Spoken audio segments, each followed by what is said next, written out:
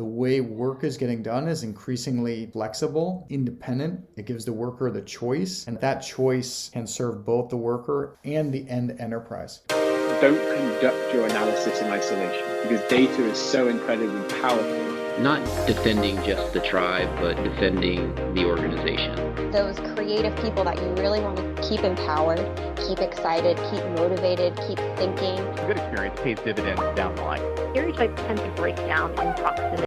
Welcome to We're Only Human, a podcast about human resources, business, technology, and the workplace. My name is Ben Eubanks, your host, and I'm so glad you're here.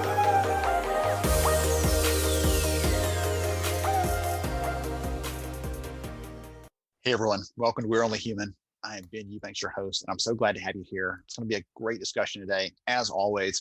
Today I'm talking to Dan Beck. He's the co-founder and COO of Utmost, and today we're going to talk about, I wanted to say side hustles and gig workers, things like that. I'm trying to cast a big net here because I've had some conversations even in the last 24 hours with different people that they're talking about, hey, I'm doing this job, but I'm also doing other things. And so I'm really curious to look at what's happening in that space. What's happening with the contingent workforce, the extended workforce, whatever you'd like to call it. We'll go through probably a couple different iterations of that today in the discussion. We're going to talk about what's happening there broadly. And we're also going to look at why companies in the past have not had a handle on that segment of the workforce. Because believe it or not, whether however you want to classify them, they're part of the workforce. They're responsible for projects, they're doing tasks, they're getting things done.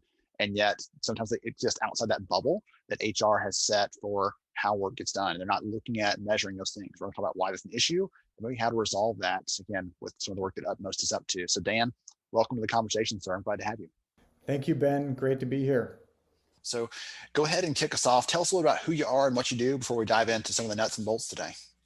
Yeah, so Utmost as a company, we're focused on the extended workforce. We have a broad definition. Think of it as all of the non-employees that are doing work for the enterprise. So it's your contingent workers, your service-based contracts, those consultants, contractors, freelancers, of course, gig workers, direct relationships. And we have built the business with the thesis that it's time for new solutions to manage that growing and mission critical population, and done right, that these are solutions that really serve a broader definition of the HR function, with HR looking across all work getting done and an entire workforce population, not just an employee population. We've been at it for 2 years. We're in early days, Series A funded startup. And yeah, that's what we're up to.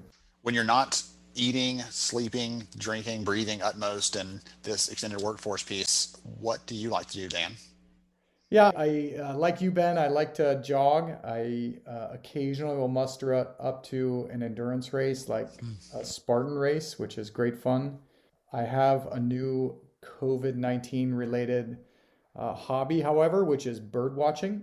And so I'm getting into birding. And if at all interested for your very active listening audience, I would recommend the Cornell School of Ornithology as having a great set of online birding courses if people want to get into it. That is so much fun. My son he found my binoculars recently. It's like, what can I do with these? I'm like, goodness, I guess we can go outside and look at things. And he ended up on birds. And so we went for a walk looking at them and looking for them and trying to figure out what they were. So we'll have to circle back on that and revisit it, because he might be the next, whatever the virtuoso of bird watching is. Maybe that's his future. Who knows? But fine. That's really interesting. So let's. That's it. It's my birthday today, and I kid you not, that is the one gift I've asked for my wife. So I'm cautiously optimistic that I might get some binoculars for birding. This is going to be the birthday you never forget, not only for binoculars and birding, but also for being on the greatest gift ever, which is getting to be interviewed on the We're Only Human podcast. So I'm glad to have you here, and happy birthday to you. Indeed. Thank you, Ben. Thanks for making it so special for me. Absolutely. Hey, we aim to please here. So you mentioned COVID a minute ago, right? This new COVID hobby. And I'd love for you to talk about that in a broader context, because there's this need for organizations to be flexible right now, more so than ever. We've always talked about it. It's been this buzzword, but this year we've seen what happens if you're not, and we've seen this incredible demand for it. And so I'd love for you to talk about some of the things that you're seeing from your perspective, because you have this unique perch where you're talking to these customers, you're interacting with people that are trying to solve problems around that. I'd love to hear from you what you're seeing there and what sort of impact you're seeing. Yeah, at the highest level, as candidly as HR leaders who have been massively impacted by COVID, primarily taking the lead for COVID responses within their employee population and strategies and plans and back to work plans now in earnest, but also then a twin set of activities related to social justice and a need for thinking about diversity and inclusion and equity and belonging. HR has been very busy in 2020. And what we're seeing is HR is coming around to a belief that because of COVID and because of the massive shift to an ever more distributed population of workers and work getting done, that it's an opportunity to rethink how they get their workforce built, how to optimize the mix. And so it's just a huge opportunity. And what we see tactically is better part of 5 years of ongoing trends compressed into the last 7-8 months. And it's making its way into the senior ranks of HR in the form of a willingness to explore where work gets done. So obviously with an eye towards remote work, it's a willingness to rethink their workforce with respect to employees versus non-employees, particularly if you have a global pool of talent. And I think just candidly, a recognition that some of the pressures that COVID put on businesses highlighted how fragile some of their processes were. I'll give an example. We very commonly talk to companies. We're in the extended workforce business. We're focused on those non-employee populations. All onboarding for this one very large company was done in person. And so what do you do when suddenly you have a contractor that's onboarding remotely?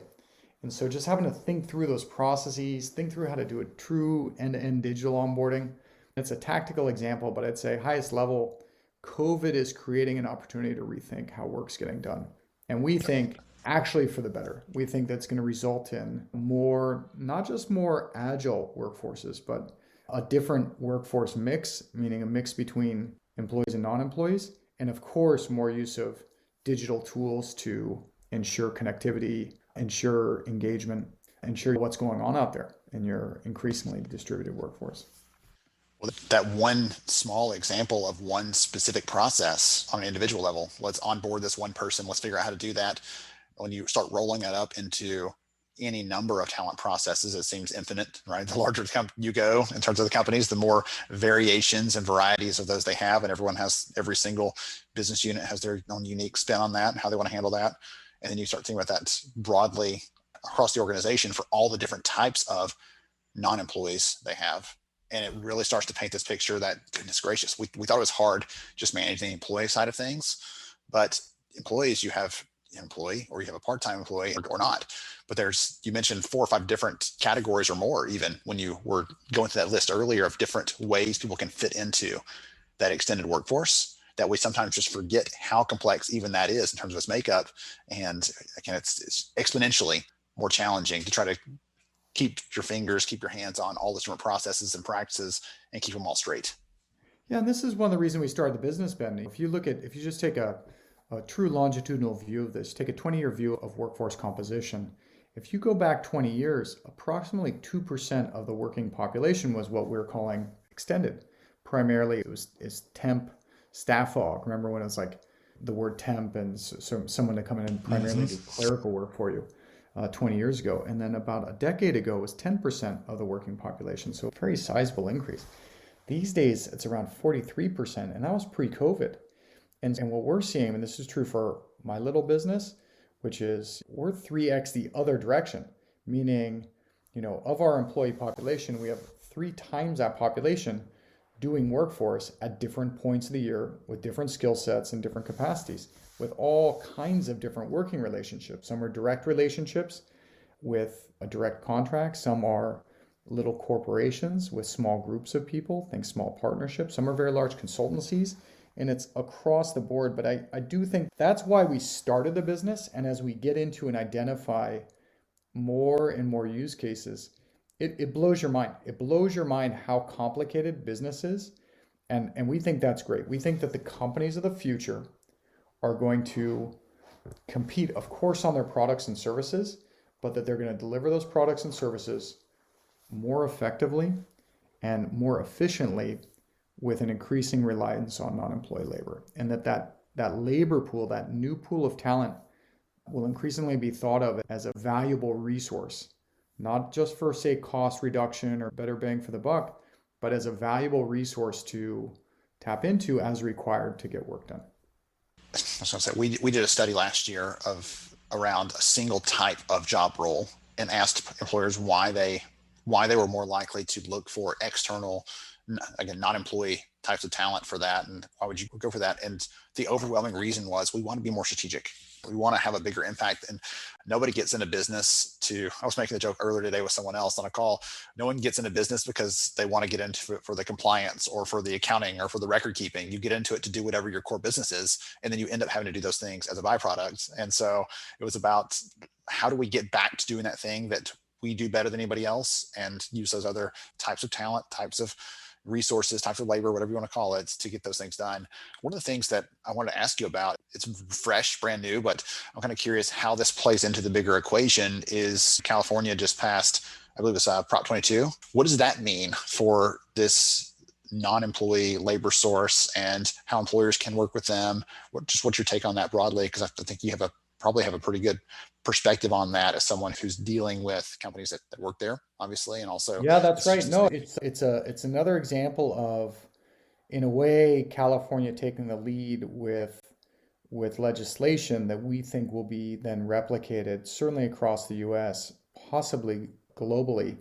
A week ago today, California has a series of ballot propositions, and as part of the election cycle this year, one of the propositions, Prop 22, was essentially focused on gig labor. Now, in fairness, the proposition was sponsored by companies like Uber and Lyft and DoorDash, which have very sizable working populations that are gig workers. And it was to find some middle ground between everyone's an employee or everyone's not an employee. And employees get benefits and non-employees don't.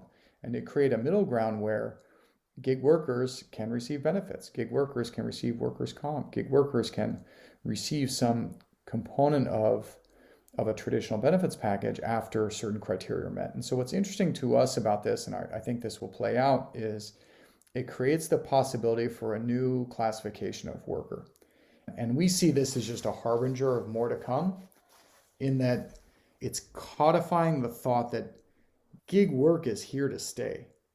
And we think that creates new possibilities for how companies leverage workers to get things done.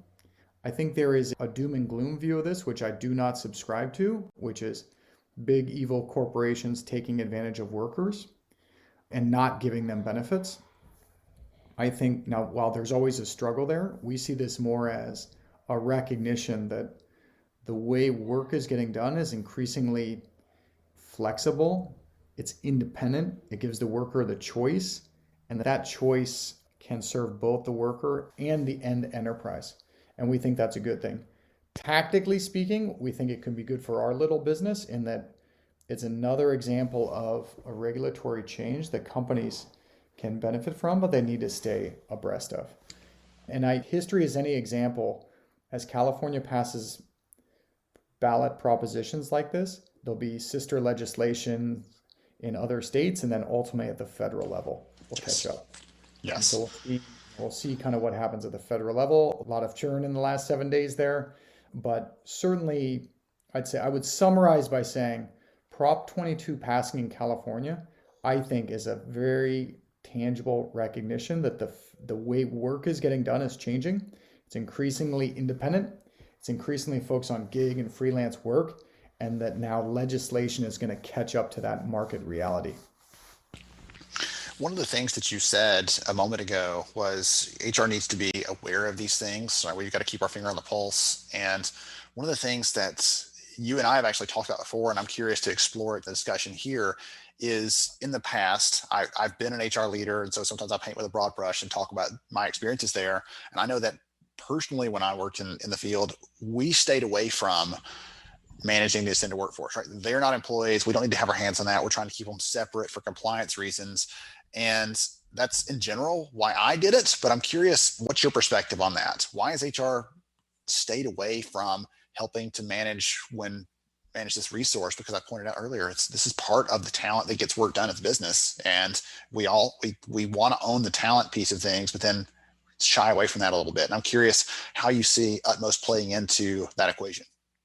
Yeah, we see this as a new opportunity, a growing opportunity for HR executives. And yet, historically, you're exactly right, Ben. You were there, and I've variously heard it referred that way, or it's a hot potato, like who's gonna own the contingent workforce program.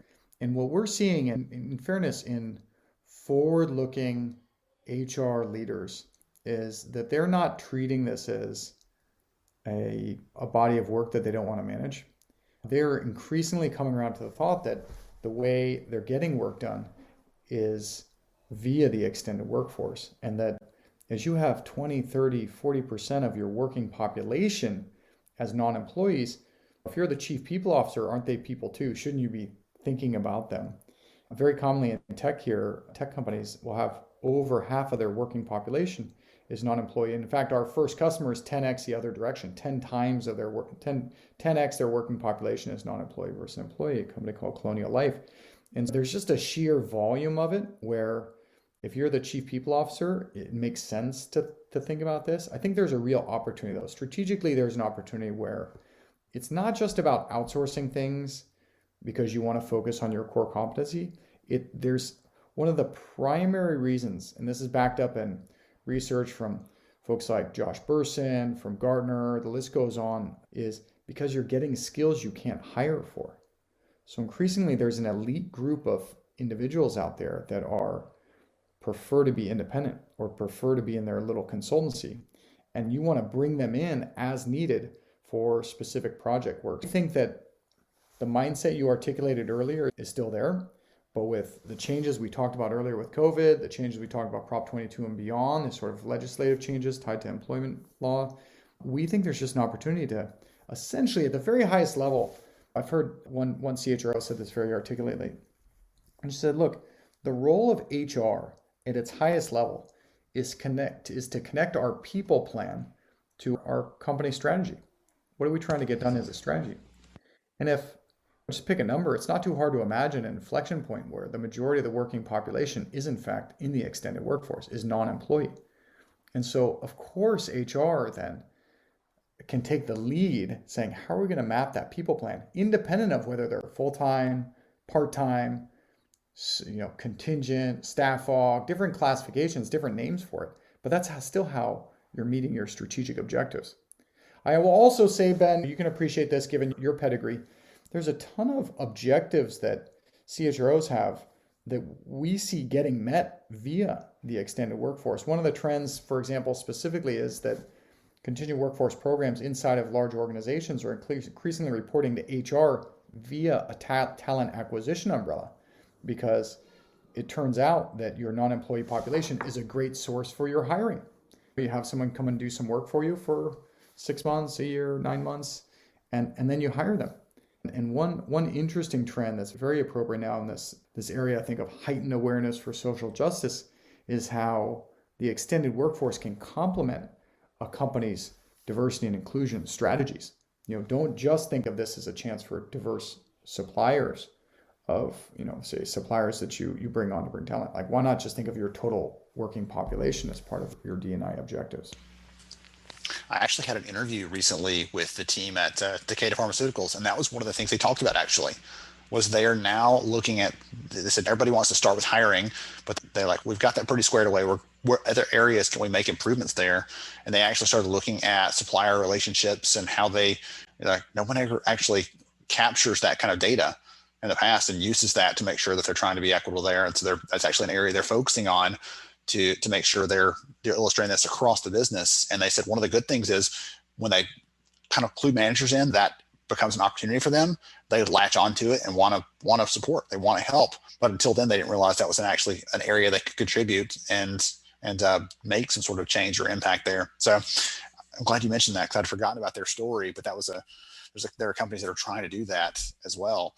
There was a couple of years ago, I had a customer that was trying to hire a couple of cybersecurity roles in the DC area. And when you mentioned a minute ago that there are people that like they want to be their own company, they want to be their own boss, they want that flexibility, and they're not going to be an employee for anyone, even if they have those amazing skills we need. And that was the first exposure I had to that, because I said, let me listen in to your recruiters as they're having these calls and see what it sounds like, because I've recruited, surely we can figure this out. And it was a very different experience than what I had come to expect there. They're giving them a call and it's, hey, yes, I'd love to do that work for you. I'll work this many hours a week. Here's my contract rate. I can send you a statement of work. And no, we want you to hire you. No, not going to happen. I'm not an employee. I do this. And at the time, they're put off by that. But eventually they realize, like, hey, if we want these 2 or 3 people, we don't need them full time. We need them for a certain amount of time for those specific skills, and that opened that door to getting them for a rate that was actually cheaper than hiring them full time. So it's fun to see how those things can play out and actually lead to better results, better impacts than you thought you would have, than just hiring that person outright and sticking them into a job and then having to make sure you're feeding them month after month because you've committed to doing that. No, that's right. I'll tell you a story. Even our little business, when we were getting going, we brought on a contract designer for 5 weeks. And she was very clear. She's, look, I do 5-week gigs. That's it. I'll do full time, but 5 weeks. And after an initial go, we'll take an assessment. Do we want to do another 5 weeks? And I'll tell you what, she was fantastic. And on the side, she was like, she had a house project. She was restoring an old Victorian. And it's one of these things where if you take the thesis that a growing size of the total workforce, possibly a majority of the workforce, are not going to be employees. And you'd also combine that with the thought that maybe not all, but certainly some core element of that extended workforce, that non-employee workforce, has skills you cannot hire. Then suddenly it's about being a place that kind of talent wants to work, right? It's about winning the war for talent for these gig workers, freelancers, contractors, consultants that you want to come work on your project, right? To do your cybersecurity, to take your example, to do the design work that we want to get done. And so it's an interesting, I'd say, evolution of thought. And who better to own that than the chief people officer? That the chief people officer, as a general rule, would say, look, we're responsible for experience. We care about the experience. And we're seeing more chief people officers come around to that thought of the experience. I want it to apply to all people working for my brand, and that this is in fact impacting my brand.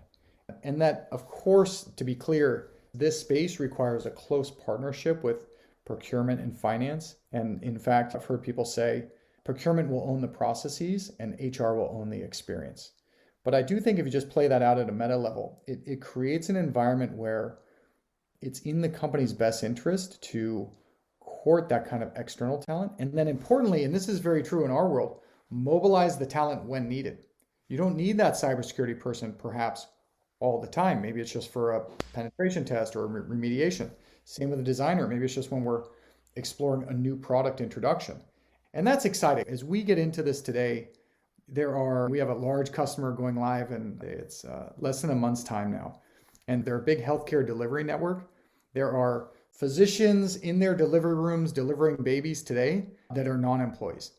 And so the nature and the complexity and the expansiveness of the extended workforce, it's already here. And part of our thinking is HR is the right function to lead, and yet they need better tools to do it. I mean, that, of course, it's a plug for Utmost, but tools like Utmost that then bring this together for a total workforce view. There aren't that many tools to help. That's why I'm glad to have this conversation today, because there aren't that many tools to really enable that. Plenty of services out there and things like that, but not a lot of tools and technologies that can scale up and support a large company that has, in the example you gave earlier, I think you said they were one of the early customers, had 10 times as many non-employees to employees that they're trying to manage and support. And for the people listening to this, imagine right now how many different people you have that fall into those buckets that Dan mentioned earlier: contractors, consultants, service providers, partners, all those different things that factor into how work gets done. And you realize pretty quickly that it becomes a very challenging picture to wrap your arms around. One of the things, Dan. We talked about the skills as a huge focus, and skills and from a total workforce planning perspective, I think is a very fruitful, very interesting topic. But there's also importantly, there's certifications, right? Are they qualified to do the work? Yes, they don't work for you from an employment, say a W-2 classification in the US perspective, but you're still on the hook to prove that they're certified to do the thing they're doing for you. And so that's also this interesting reality, which is we believe in a worker-centric view that you, Ben, we're all more than a rate card. We have hopes, we have dreams, we have preferences, we have skills, we have availability that when you want to work, when does that cybersecurity person want to be available? And that to me is how this can be a win for both the worker and the enterprise, where you bring it together in a way to say, look, I've got these certifications, this is when I'm available. And really what the end enterprise is doing is mobilizing the right talent to get the right job done, and then understanding how that all comes together, right? From a total workforce optimization, what's the workforce blend, the workforce mix? Is there a customer or a company you can talk about that you're seeing some really interesting things, maybe some forward-thinking organization that's looking at this in a unique way? Because I know that every time you and I have a conversation, you have another example to drop in me, like, here's someone else that's doing this. And I'm always amazed, and I'm taking a bunch of notes. So I'd love, if you don't mind, to share a story there that might help to highlight this and show it rolling out in a practical sense. Yeah. So our first customer is a company named Colonial Life. They're the one with the 10X the other direction. They have 14,000 independent sales agents that sell their insurance products. And they would say they have 1,400 employees serving that 14,000. But it's even more complicated than that, which is, we think, very interesting in that you both have Colonial Life, the corporate entity with the numbers I just mentioned, but in point of fact, the way they actually engage with selling their product and serving their customers is via a network of healthcare counselors and health insurance brokers.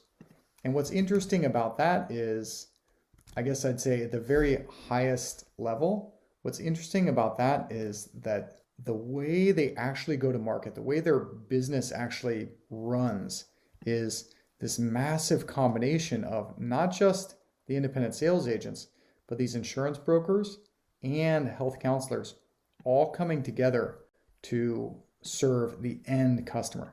And that's what's great about, I think, the extended workforce, which is as soon as you go past the boundaries of your corporation, the way work is actually getting done is really interesting and we think really complicated. And that's a kind of, if you will, solution we have built into Utmost, is to support this n-dimensional business relationship, the subcontractor, the freelance network, the insurance independent agent selling product with health brokers, insurance brokers, etc.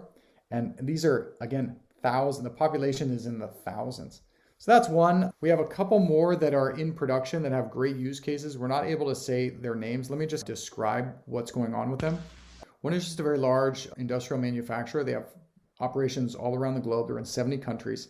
And we are serving them with populations currently in Southeast Asia. And what's interesting about that is they just have workers and work in so many different geos. And it's just hard to keep your hands around it and to make sure that in this case it's a straight compliance. Are they trained? Are they certified? Are they compliant? But what's interesting about it is there are, as you can imagine, Ben, you've probably lived this in your prior roles, there are country-specific compliance needs that they need to adhere to across the 70 countries they're in. And so we're starting with 10 Southeast Asian countries for them. We'll expand from there. One that I'm particularly excited about is this healthcare entity that I've alluded to. The most interesting part of their use case, I mentioned the certification needs. I think that's self-evident. You want to know that physician you're seeing is qualified to deliver care, or same nurse practitioner. But they've got a really interesting use case of individuals who are both an active employee and a non-employee at the same time.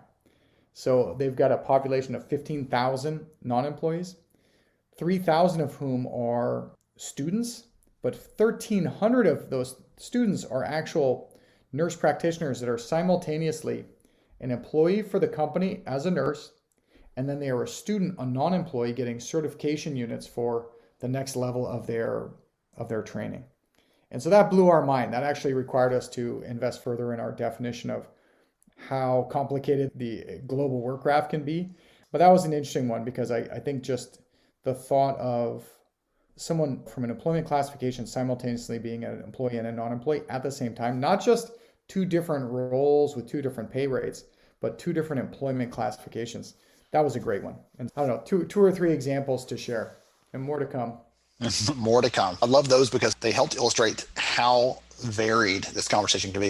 You and I have touched on it a couple of times that it's not like there's two different models for how this can look and suddenly you step over into one by making a conscious choice. Sometimes it's, hey, we have these, as the nurse practitioner example, and suddenly they're going back to school and they're a different population, and you've never planned for that. You never realized that. Obviously, that was a surprise for you and the team to realize, oh, this is a different use case. And there are probably other healthcare systems that have that same thing that they're dealing with and struggling with. But until they started running into that as an organization, they probably had never thought of that either. So there's so much complexity there and opportunities to really manage that. So someone's listening to the discussion today, they're curious about Utmost or what you guys are up to. What's the best way to get in touch or learn more? Easy. If they're keen, just reach out to sales@utmost.co. We are a startup, so we're cheap and cheerful there, Ben. We can't afford the full .com, but utmost.co is a way, or more simply, Dan@utmost.co. If you want to reach me directly, we're a small team. We're nimble. And we'd love to hear from that. I'll just say one more thing, Ben, that's interesting to me as I think about this. We talk about our worker-centric view. Part of this is even just understanding on a human level, like, how is work getting done?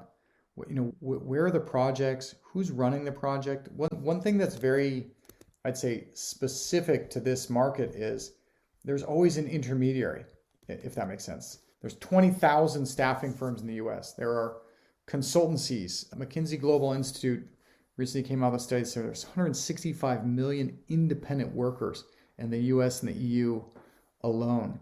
And so sometimes the entity is like Ben's consultancy or Ben's LLC or Ben's large consulting firm, or the list goes on and on. And so I think part of what we have tried to do as a company is to help bring that together with your traditional, if you will, org chart view of the world, right?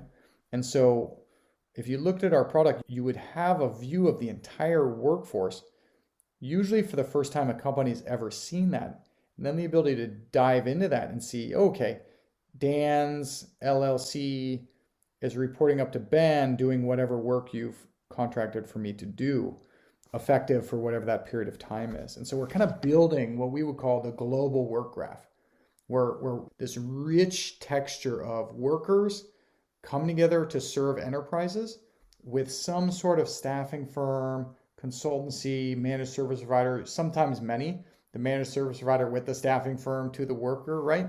In the middle. And that's what makes it fun and complicated. And I just say that because there's a very human side of this. At the end of the day, say, I am still doing work for you, or that cyber security consultant, or that designer I mentioned.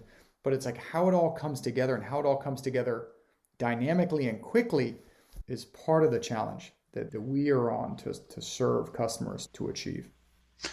I'll go ahead and admit that when I actually got a chance to see that, like when we did a briefing together, did a demo, I talked to a lot of providers, see a lot of products. And when that was the piece that really made it click for me, is seeing that org chart in one place where you can see this is what the organization looks like. Oh, by the way, here's all those non-employee talent resources that are reporting up into this org structure. And suddenly you start to realize if you just immediately peeled that away and that layer wasn't there, you'd be missing this huge picture of what's actually happening and how the work's getting done. So that's the piece that really made it stick for me. I'm a visual kind of person, and that's what hit me. I'm glad you mentioned that. I'm super happy to hear that. Yeah, I can tell you, I was in the room with our champion for Colonial Life, our first customer, when they went live last December. And it was a real sit forward in the chair moment when they saw for the first time their working population in one place, employees and non-employees across they have 500 plus divisions across the US. And And it was great to see that on the map, to drill into it, to see the players. And keep in mind, the non-employees report to the non-employees. It's not just the clean example I gave, me reporting to you. It's sometimes many levels deep of the extended workforce reporting to members of the extended workforce, all serving your business objectives. Yeah, it's great. It's great to see. I'm glad you had that experience. It is a sit forward in the chair moment when you see that, the full global work graph in the org chart. Wonderful. Thank you, Dan. I really appreciate your time. I appreciate your insights, and I'm a sucker for a good story, and you've always delivered on that. So I appreciate you sharing some of those examples and stories with us today too. This has been a great conversation. Thank you, Ben. Next time I'll tell you about when I flew POTUS around. Oh, goodness gracious. Gotta love a good inside joke. Dan, this has been phenomenal. Thank you to the Utmost team for putting us in touch. And to everybody else out there listening in, thank you so much for joining us on We're Only Human. I'm Ben Eubanks, your host, and we will catch you next time. Thank you so much for joining me on the show today. I'm honored to have you as a listener. If you enjoyed this episode, please take 10 seconds to rate it at iTunes, Stitcher, or wherever you listen to your podcast. Also, if you know a friend that could benefit from today's conversation, please pass it their way. After all, a rising tide lifts all ships. To see show notes, sponsor information, and our full show archives, visit onlyhumanshow.com.